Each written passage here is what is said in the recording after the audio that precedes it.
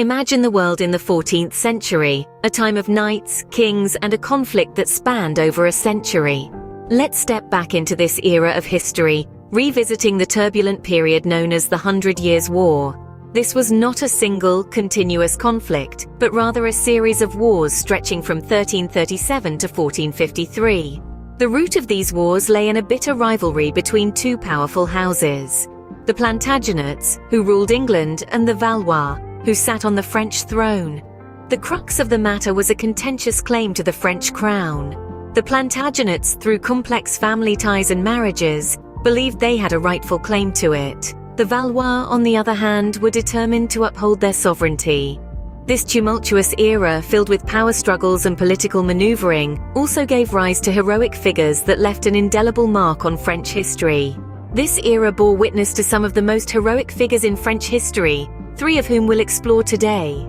Our first hero is Bertrand du Guesclin, a man who rose from a humble beginning to become one of France's greatest military leaders.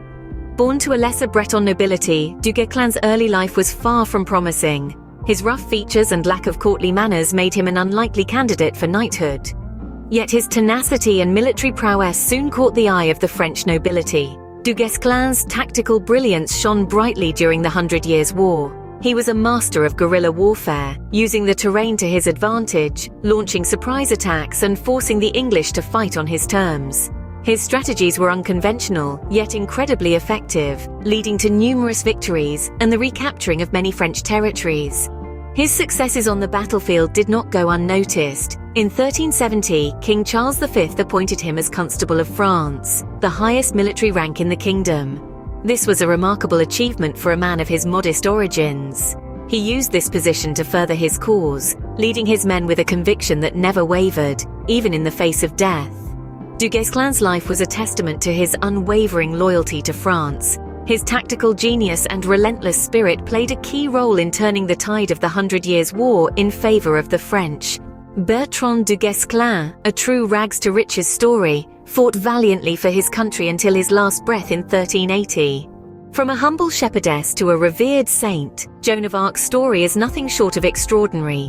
Born in a small village in northeastern France, Joan lived a simple life until she began to experience visions. She claimed these visions were messages from saints, urging her to rise up and aid the French in the 100 Years' War, a call she took to heart.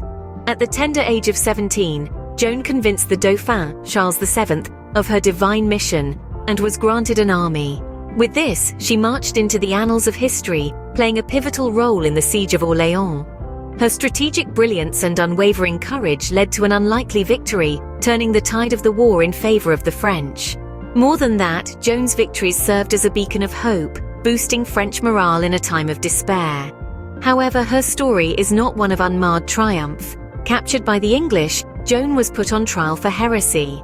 Despite her brave defense, Joan was sentenced to death, meeting her end at the stake. But even in death, Joan's influence persisted. 24 years after her execution, her trial was re-examined, leading to her exoneration. Nearly 500 years later, she was canonized, forever etching her name into the pantheon of saints. Joan of Arc, a symbol of courage and faith, has become an enduring icon of French history. Our final hero is Charles VII, the monarch whose reign saw the end of the 100 Years' War.